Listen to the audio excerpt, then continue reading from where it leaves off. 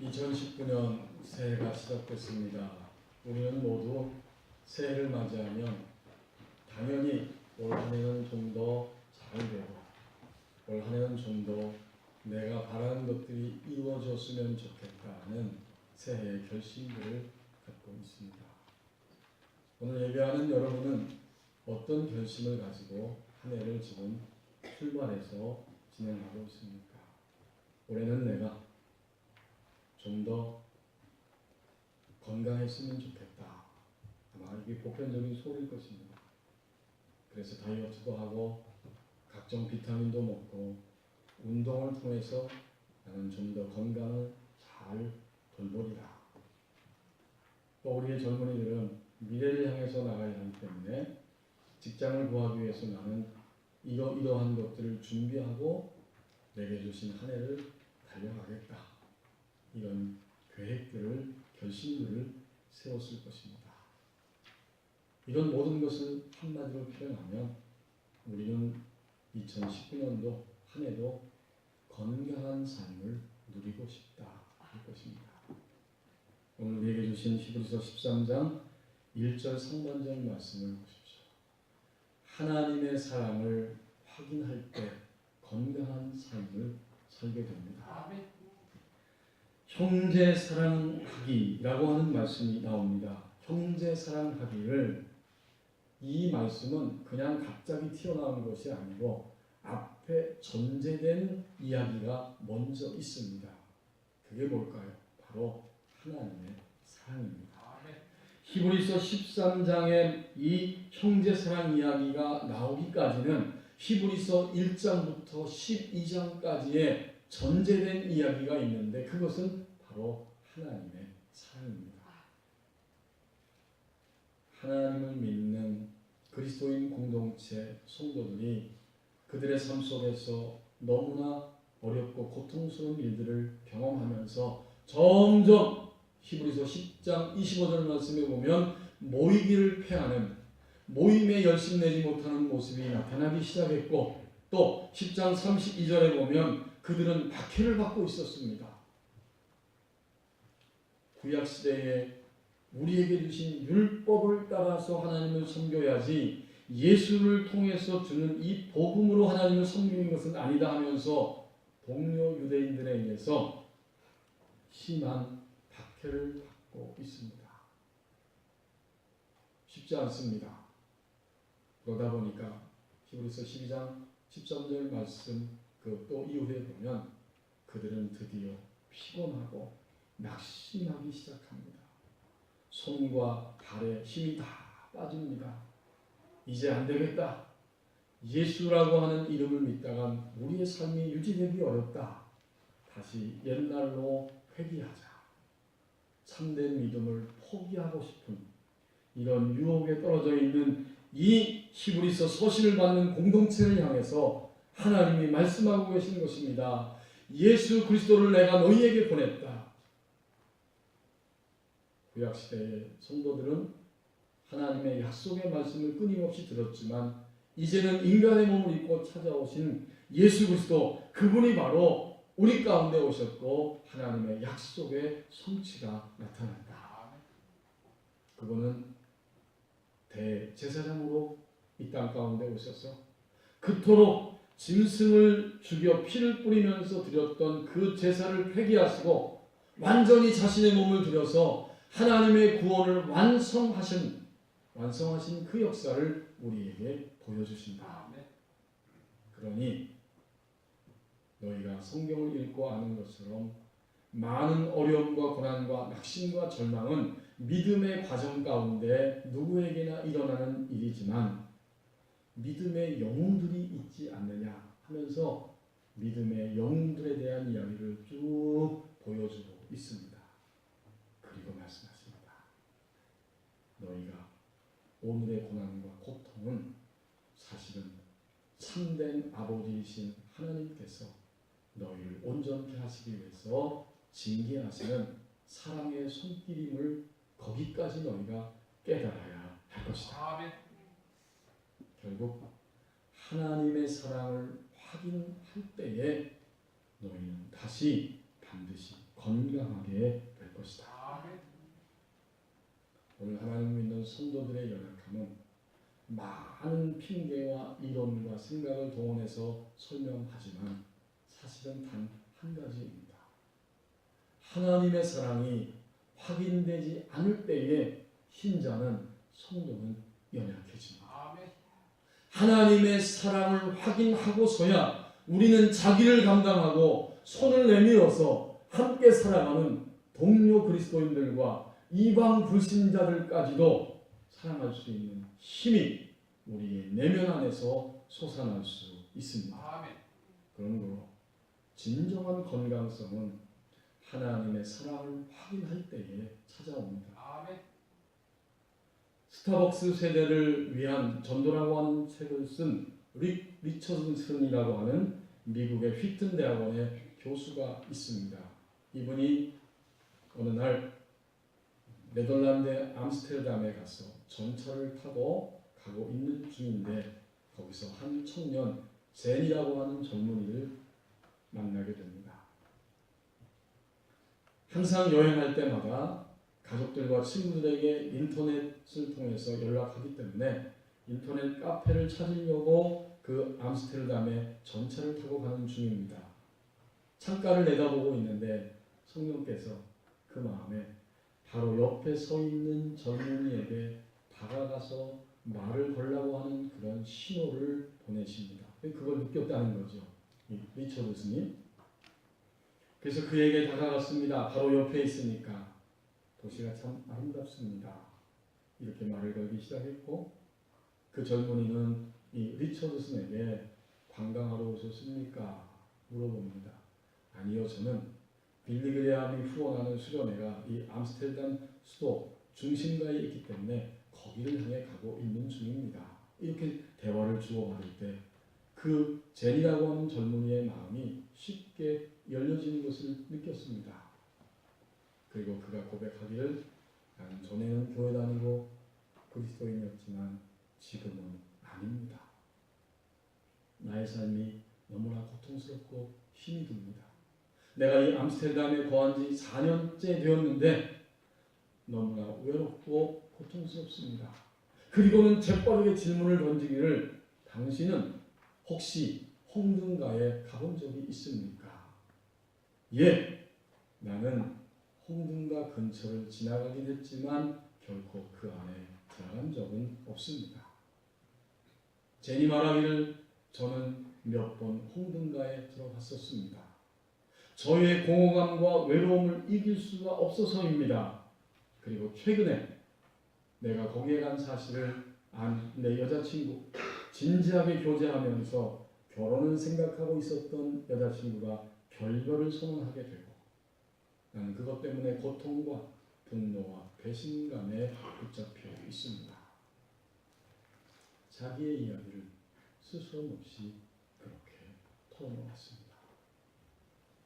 이제 전차를 타고 가면서 두 사람이 마지막 내려야 할 지점 정거장이 다가왔고 그 두 사람은 함께 내립니다. 그리고 이 리처드슨이 내가 당신을 위해서 지금 같이 기도할 수 있을까요? 그가 흔쾌히 그렇게 하면 좋겠지요라고 대답했고 마침내 그 옅은 안개가 낀 그 암스테르담 거리의 전차 정거장에서 손을 맞잡고 기도하기 시작했습니다. 하나님, 이 젠을 축복합니다. 이 젠의 마음에 있는 고통과 상처와 아픔이 회복되기를 원합니다. 창녀들에게 갈 수밖에 없었던 그 마음의 공허함과 아픔들이 하나님의 사랑으로 치유되고 회복되기를 원합니다. 글자 그대로 그렇게 간절히 기도하면서 부르짖었다고 말합니다. 그리고 헤어진 여자친구로 인한 아픔, 상처, 쓰디쓴 감정들을 하나님이 만져주시고 마침내 하나님을 향해 돌이킬 수 있는 이 젊은이의 마음이 되기를 원합니다. 마지막으로 그가 지금까지 가지고 있던 모든 아픔 그리고 자신이 잘못 선택한 것들을 깨달음으로 하나님의 사랑 안에서 새로워지는 은혜를 부어주시기를 원합니다. 간절히 기도하고 눈을 떴는데 이 젠의 눈가에 눈물이 글썽거리면서 흘러내리기 시작했습니다. 바로 그 자리에 하나님이 임재하신 것입니다. 이제 이 두 사람은 한참 동안 거기에 더 머물러 있을 수도 있겠지만 예정된 시간이 있어서 서로 떠나가게 됩니다. 그리고 리처드 스님이 고백하기를 정말 내 마음에 폭포수와 같은 기쁨과 감격이 흘러넘쳤다. 그러나 이것은 내가 한 일이 아니다. 나는 다만 우리 가운데 그 젊은이 가운데 나의 심령 가운데 찾아오신 하나님의 사랑을 발견하고 그 사랑에 응답하는 심부름을 했을 뿐입니다. 이렇게 고백했습니다. 2019년 이 한 해를 우리가 진정으로 건강하게 살기를 소원하면서 출발했고 지금도 그런 마음을 가지고 있습니다. 하나님의 사랑이 확인될 때 삶이 건강해집니다. 그러니까 오늘 1절 상반절에 형제 사랑하기는 그냥 나온 것이 아니라 하나님의 사랑을 확인하고 난 다음 그 사람들을 향해서 외치는 명령입니다. 하나님의 사랑을 확인하고서야 우리는 형제 사랑하기 그 일을 향해 나갈 수 있습니다. 1절 하반절 말씀을 보십시오. 계속적인 사랑은 계속 기도함으로 나타날 수 있다고 말씀합니다.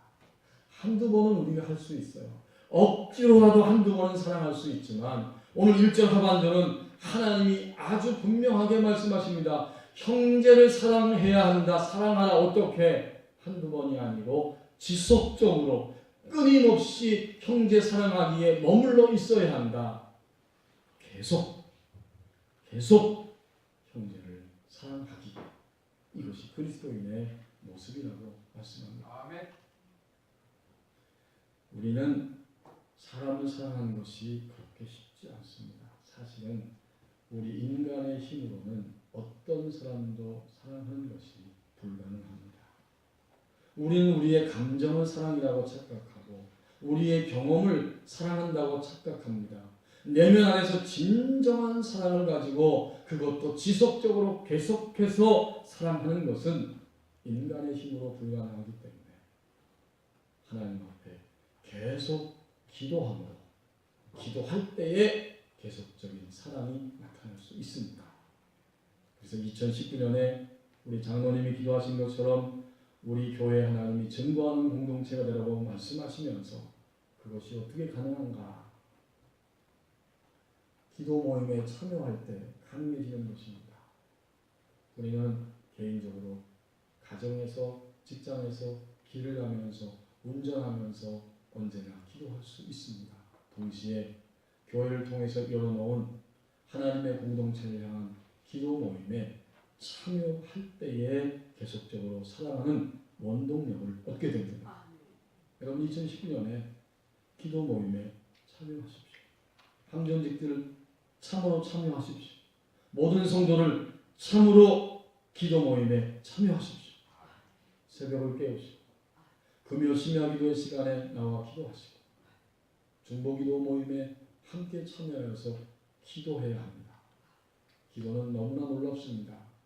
우리가 기도하기 전에는 온통 짐을 다 지고 있고 내 생각에 꽉 메어가지고 내가 생각하고 느끼는 것밖에 보지 못하고 악한 영은 종종 우리에게 유혹의 씨앗을 던져서 나의 생각과 시야에 그토록 철저하게 매여 있도록 우리를 유혹하고 그런 상태로 우리의 인생을 끌고 가고 있는데 기도하고 기도 모임에 참여했을 때 드디어 우리는 그런 모든 것들이 안개같이 사라지면서 하나님의 마음과 하나님의 시야를 갖는 이런 경험을 종종 하게 됩니다. 계속 기도할 때 안개가 사라지고 하나님의 사랑이 내 안에 증거가 되고 그 증거를 확인했기 때문에 손을 내밀어서 마침내 동료 그리스도인들과 이방 불신자들을 향해서도 손을 내밀고 사랑하는 일이 시작될 수 있습니다. 미국의 공항 대합실에서 비행기를 갈아타기 위해서 한 여자가 기다리고 있다가 지루해져서 잠깐 일어나서 음료수와 팝콘을 사가지고 왔습니다. 그리고 자리에 앉아서 팝콘 봉지를 뜯어서 하나씩 먹고 있는데 바로 옆에 앉아있는 남자가 팝콘 봉지에 손을 쑥 집어넣더니 자기도 팝콘을 막 먹는 겁니다. 순간 당황스러웠습니다. 내심 이게 뭐지? 그렇게도 팝콘이 먹고 싶었나? 그래도 좀 이상한 남자네 하면서 그냥 팝콘을 계속 먹습니다. 그런데 옆에 있는 남자도 계속해서 미소를 지으면서 팝콘 봉지에 손을 집어넣습니다. 계속해서 함께 팝콘을 먹고 있습니다. 잠시 후에 너무 화가 나가지고 이 여자가 벌떡 일어나서 팝콘 봉지를 그 남자에게 던지다시피 넘겨주고 탑승하기 위해 줄을 섰습니다. 그리고 비행기 기내에 들어와 앉았습니다. 차분한 마음으로 앉아서 자신의 숄더백을 딱 열었는데 아니 이럴 수가.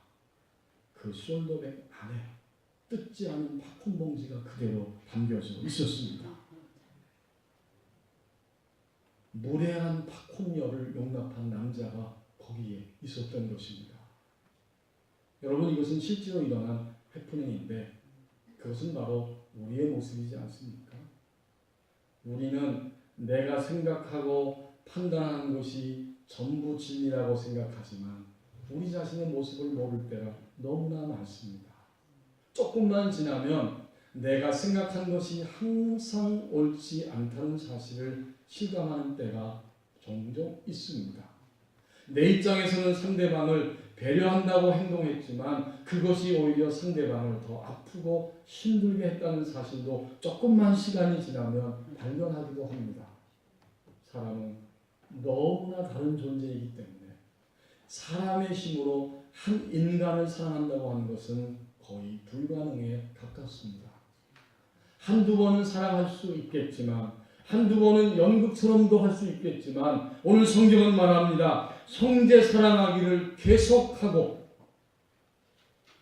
것은 나와는 너무나 다른 존재인 한 인간을 사랑하는 것은 인간의 힘으로는 불가능합니다. 그래서 말씀합니다. 계속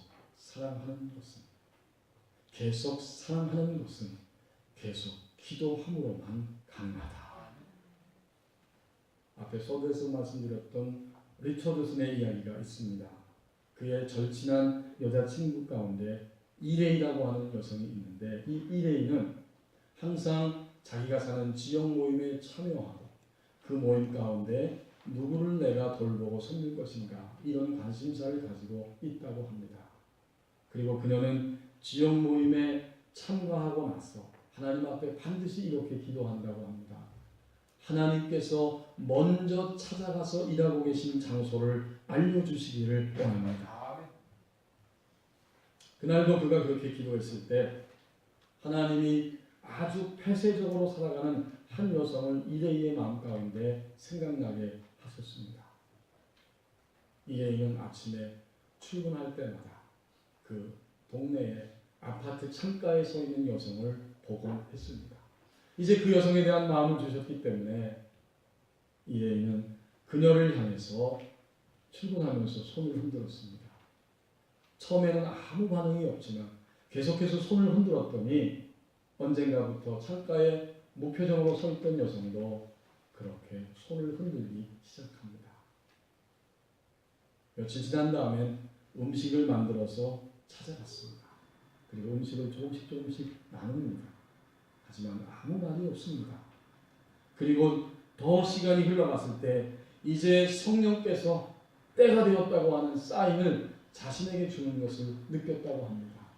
용기를 내서 아파트 문을 두드렸고 문을 열고 나온 그녀에게 담대하게 담담하게 말했습니다. 오늘 아침 하나님께서 바로 당신의 마음에 찾아오기를 원하신다고 말씀하셨어요. 하나님은 당신의 외로움과 고통을 보고 계셨고 이제 오늘 아침에 당신의 속으로 찾아오셔서 그것을 변화시켜 주신다고 말씀하십니다. 그 말이 끝나자마자 그 불친절하고 딱딱했던 여성이 울음을 터뜨립니다. 통곡을 합니다. 그리고 마음이 녹아지기 시작합니다.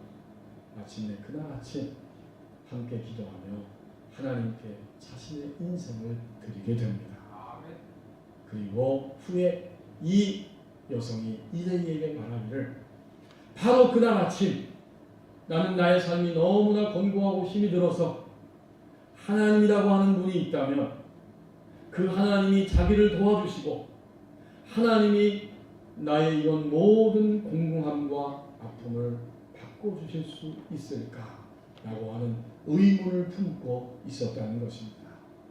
바로 그날 아침 그런 의문을 품고 있었을 때 하나님이 이레이라고 하는 그리스도인을 통해서 그녀에게 다가가게 하신 것입니다. 인간은 사랑할 수 없지만 계속적인 사랑은 계속 기도함으로 나타날 수 있다고 말씀합니다. 이제 2절 말씀을 보십시오. 섬기는 사랑은 하나님이 역사하는 통로가 된다고 말씀합니다. 손님 대접하기를 잊지 말라. 이 손님 대접하기는 다른 말로 쉽게 표현하면 나그네를 사랑하기 이런 뜻입니다. 이 당시에는 옛날 시대이기 때문에 여관들이 미비했어요. 그래서 그냥 사람들은 가다가 누군가의 집에 머물러야만 합니다. 낯선 사람입니다. 이방인입니다. 그들을 사랑하는 것은 쉽지 않습니다.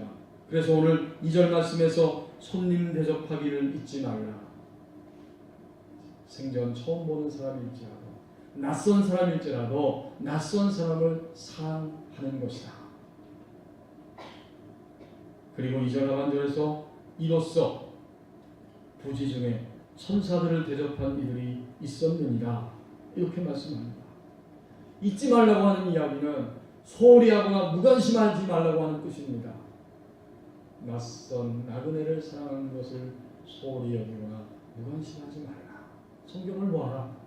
그렇게 했을 때에 부지 중에 그들도 알지 못하고 나그네를 대접했는데 마침내 그것은 하나님이요 하나님이 찾아오신 천사들이었다 라고 하는 사실을 그들이 알게 되었다. 누가 그랬어요? 구약 성경에 많은 인물들이 있지만 대표적으로 창세기에 두 명의 인물이 나옵니다. 창세기 18장 1절에서 8절 말씀에 보면 아브라함이 바로 그 일을 했습니다. 자기의 장막에 머물러 있을 때에 낯선 사람들이 지나가고 있었고 아브라함은 달려가서 환영하고 그들을 억지로라도 들어오시라고 해서 발을 씻기고 소를 잡고 양을 잡고 극진하게 요리를 해서 그들을 대접했습니다. 다 음식을 먹은 다음에 아브라함에게 이렇게 천사들이 말했습니다. 내년 이맘때쯤에 사라에게 아들이 있을 것이다. 99세에 하나님이 아들을 주신다고 했는데 지금까지 아무런 일이 일어나지 않았습니다. 이제 하나님은 구원의 기쁜 소식을 다시 한번 확인시켜 주었고 사라가 장막 뒤에서 웃었지만 하나님은 진정으로 1년 후에 사라의 웃음이 진정한 웃음이 되게 하십니다. 창세기 19장에는 롯이 등장합니다. 롯이 또 자기 집에 있다가 자기 집을 지나가는 천사들을 영접합니다. 사람의 모양으로 나타났기 때문에 사람인 줄 알고 영접했더니 어떤 결과가 일어났습니까? 하나님은 그 두 사람을 통해서 멸망할 수밖에 없는 소돔과 고모라 성에서 롯과 아내와 딸들을 구출해냅니다. 창세기 19장 16절에 보면 롯과 가족들이 지체하니까 이 사람들이 롯과 가족들의 손을 붙잡고 성 밖으로 끌고 나갑니다. 하나님이 인자하심을 더하였기 때문이라고 말씀합니다. 알지 못하는 중에 참으로 섬기는 사랑을 베풀었더니 자신들이 구원의 역사에 참여하고 사람들을 구원의 역사에 참여시키는 증인의 삶을 살아가게 되었습니다. 진정으로 우리가 증거하는 공동체가 된다면 어떻게 가능할까요?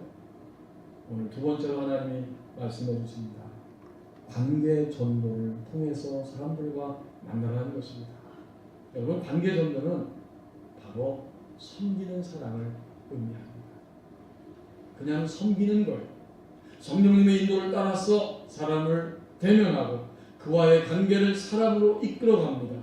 이렇게 섬기는 사랑이 있을 때 하나님이 바로 그 섬기는 사랑을 통해서 하나님의 구원의 역사를 이루게 하십니다. 1979년 그리고 80년대 초반에 중고등학교를 다녔던 요한이라고 하는 학생이 있었습니다. 이제 그가 중학교 2학년이 끝나고 겨울방학이 되었을 때 겨울방학 내내 하나님 앞에 한 가지 기도 제목을 가지고 간구를 드렸습니다. 3학년이 되면 고등학교 입시를 준비해야 되고 내가 차분하게 공부하기 위해서 우리 학교의 선생님 가운데 적어도 3분은 담임 선생님으로 만나지 않게 도와주세요. K 선생님, H 선생님, O 선생님. K 선생님은 물리를 가르치는데 전교생이 다 아는 것처럼 항상 학생들에게 심하게 매질을 하는 그런 폭력적인 선생님입니다. 여러분, 지금은 그런 시대가 아니지만 70년대 후반 80년대는 학생들이 매맞으면서 학교 생활했잖아요. 그 선생님은 되지 않게 해주세요.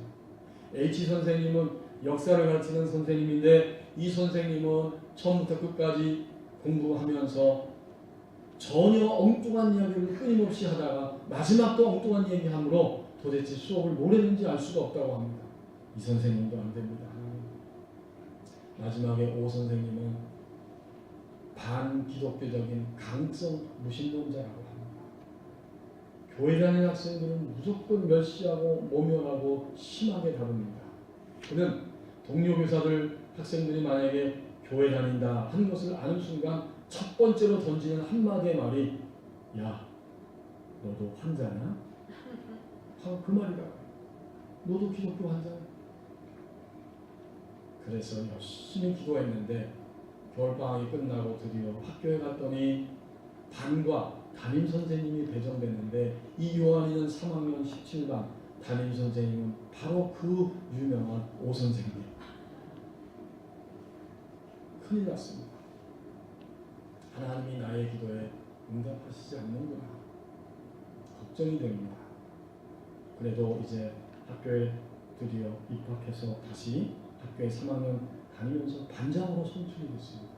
가만히 생각해 보니까 자기가 목사님의 아들이라는 것은 전교 선생이 다 알고 있고 선생님들도 알고 있습니다. 그러니까 나만 힘든 게 아니라 우리 담임 선생님도 내가 목사님의 아들이라는 것을 알고 있고 2학년 때까지 전교 부회장도 했고 또 이번에 3학년이 됐는데 다시 내가 반장으로 선출됐으니까 선생님도 공개적으로 나를 괴롭히기는 어려울 것이다. 이런 계산을 하고 있었답니다. 다음 순간 내가 하나님을 믿는 하나님의 아들로서 적어도 기독교인 가운데에도 괜찮은 친구가 있구나. 이 모습을 반드시 보여줘야겠다. 이런 결심을 하게 되었다고 합니다. 그래서 다른 학생들보다 1시간 일찍 학교에 나와서 모든 것을 준비하고 또 교무실에 가서 그날 아침 그 아침 조회 상황을 수첩에 적어다가 칠판에다가 미리 다 아이들이 오기 전에 적어 놓습니다. 선생님이 볼 때 조금씩 기특한 거죠. 그리고 수업이 마치면 분단별로 청소를 하는데 결코 이 요한이는 집에 가지 않고 청소가 다 끝날 때까지 함께 청소를 도와주고 끝나면 점검을 깨끗하게 한 다음 교무실로 가서 선생님에게 모든 사항을 보고하기 시작했습니다. 이제 선생님이 가만히 보니까 마음에 부담이 되는 거예요. 그래서 공개적으로 기독교를 요한이 앞에서 폄하하고 그렇게 말할 수가 없게 됩니다. 그리고 이제 날씨가 따뜻해지면서 3월, 4월, 5월이 다가오니까 교실 앞에 있는 화장실에서 냄새가 진동하기 시작합니다. 전교생이 수백 명인데 그 당시 학교에는 화장실이 2개밖에 없었다. 너무 냄새가 심해서 견딜 수 없습니다. 여자 요한이는 아무에게도 말할 필요도 없고 말하지 않고 아침에 일찍 가서 고무장갑을 끼고 변기를 깨끗하게 청소하고 저녁에 학생들이 다 간 다음에도 역시 또 변기를 깨끗하게 닦기 시작했습니다. 한 달, 두 달 그 일이 계속 진행됐을 때 사람들에 의해서 알려지게 됩니다. 이제 선생님은 다른 사람들 앞에서 교무실에서 요한이를 칭찬하기 시작합니다.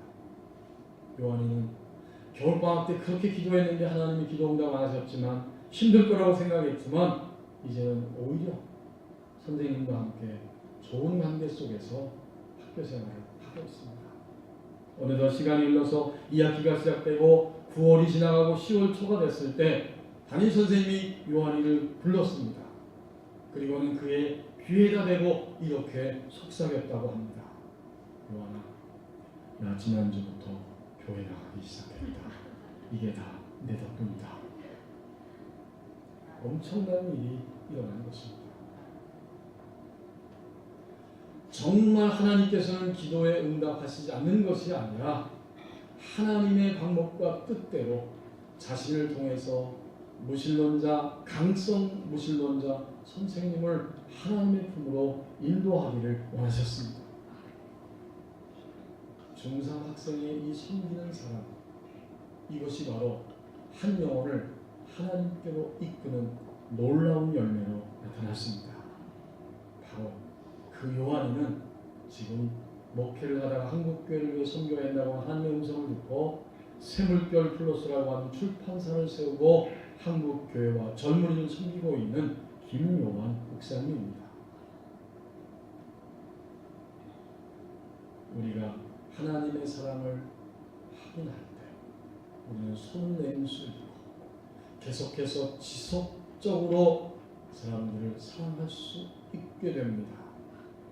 그리고 성령의 인도를 따라서 관계를 맺으며 섬기는 사랑으로 2019년에 누군가에게 계속해서 다가간다면 하나님이 역사해 주십니다. 2019년 우리 교회에 주신 목표, 그것은 증거하는 공동체입니다. 우리 한 사람 한 사람이 이 증거하는 공동체에 이미 속해 있습니다. 어떻게 증거할 것입니까? 하나님의 사랑을 끊임없이 나의 삶 속에서 확인할 때에 증거하게 됩니다. 참으로 계속 기도할 때에 하나님의 사랑으로 사람들을 사랑할 수 있습니다. 마침내 관계적으로 섬기는 사랑으로 다가서게 되고 그때 하나님이 우리를 통로로 삼아서 역사해 주십니다. 내가 구원에 참여하고 사람들을 구원에 참여시키게 될 것입니다. 이제 우리 함께 합심해서 기도하겠습니다. 찬송가